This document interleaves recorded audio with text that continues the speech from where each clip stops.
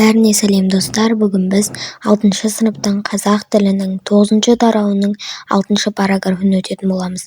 Бүгінгі біздің тақырыбымыз отырар кітапханасы. Бірінші тапсырмада айтылыпты, мәтінді оқып, ондағы негізгі мәліметтерді анықтауға бағытталған сұрақтар құрастырыңдар деп айтылыпты. Бұл жерде 5 сұрақ. Отырар кітапханасына кітаптар қалай жиналды? Рузбехан отырар кітапханасы туралы не жазды? Отырар кітапханасы қай ғасырда жойылды? Отырар кітапханасы не себепті әлемдегі екінші ірі кітапхана деп аталды? Отырар кітапханасының қазіргі уақытта табылуы мүмкін бе? Сіздер енді мәтінді бір оқып алыңыздар, мен астындағы сұрақтарына жауап беретін боламын. Бірінші сұрақ. Отырар кітапханасына кітап қалай жиналған? Екінші. Отырар кітапханасы неге әлемдегі екінші үлкен кітапхана атанған? Біріншісі қайсы? Сендердің ойларыңша отырар кітапханасы табылуы мүмкін бе? Бірінші сұрақтың жауабы. Жібек жолы бойымен жүретін көпестер отырар билеушісіне кітап сыйлауды дәстүрге айналдырған. Бұл дәстүр ресми сипатқа ие болып, кітапхана бай-қор жинаған. Екінші сұрақтың жауабы. Отырар кітапханасы жинақталған кітап қорының көптігімен және ғалымдардың пайдалануы арқылы әлемдегі ең ірі білім орталықтарының бірі болған. Ол көлемі жағынан әлемдегі екінші кітапхана деп есептеледі. Бірінші орында ежелгі Мысырдағы Александрия кітапханасы тұрған. Үшінші сұрақтың жауабы. Кітапхана туралы аңыздарда оның қазынасы жер астына жасырылғаны айтылады, бірақ бүгінгі күнге дейін оның нақты орны табылған жоқ. Егер археологиялық зерттеулер жалғаса берсе, кітапхананың кейбір бөлігі табылуы мүмкін. Екінші тапсырма. Оқылым материалы негізінде отырар кітапханасы туралы жинақы мәтін жазыңдар. Отырар кітапханасы орта ғасырдағы ең ірі білім ордаларының бірі. Жібек жолы бойымен келген көпестер отырар билеушісіне сыйлық ретінде кітап тарту ететін дәстүр қалыптастырады. Бұл дәстүрдің арқасында кітапхана өте бай қор жинады.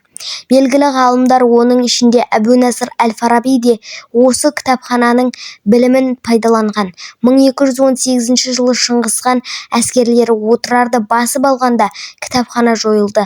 Аңыздарға сүйенсек, кейбір кітаптар құпия түрде жасырылған, бірақ олар әлі күнге дейін табылған жоқ. Үшінші тапсырма. Үстеулерді қатыстырып, ерте заман кітапханалары туралы 7-8 сөйлем жазыңдар. Ежелгі заман кітапханалары адамзат өркениетінің дамуына үлкен үлес қосты.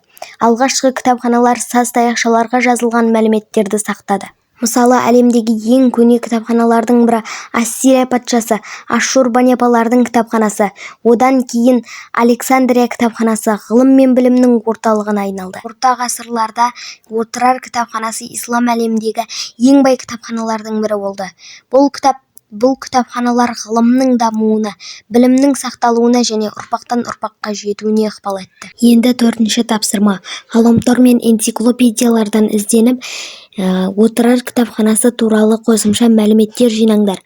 Болашақ мақаланың тезисін жасаңдар депті. Отырар кітапханасы туралы ғаламтор мен энциклопедиялардан алынған деректер бойынша, ол орта ғасырларда Орта Азиядағы ең ірі кітапханалардың бірі болған.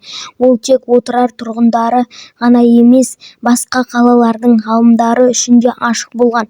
Кітапханада философия, медицина, астрономия, математика және тарих туралы көптеген еңбектер сақталған. Аңыз бойынша отырар кітапханасының кейбір бөліктері құпия жер астына жасырылған, бірақ олардың нақты қайда екені белгісіз. Осылай жазып аламыз. Бесінші тапсырма. Өздерің тұратын елді мекендегі, ықшамаудандағы не ауылдағы кітапхана туралы шағын мәтін жазыңдар. Сөз саны 80 болу керек екен. Мен тұратын елді мекенде шағын кітапхана бар. Бұл кітапхана оқушылар мен жергілікті тұрғындарға арналған. Кітапхана қорында қазақ және шетел әдебиеті, ғылыми еңбектер, энциклопедиялар бар. Сонымен қатар, мұнда интернетпен жабдықталған оқу залы жұмыс істейді. Оқырмандар жаңа кітаптармен танысып, білімін жетілдіруге мүмкіндік алады. Жастар мен балалар үшін әртүрлі мәдени және әдеби іс-шаралар ұйымдастырылады. Бұл кітапхана біздің ауылымыздың маңызды білім ортасы. Достар, осымен менің жұмақталды. Сау болыңыздар. Мені мың подписчикке жеткізіп тастайық.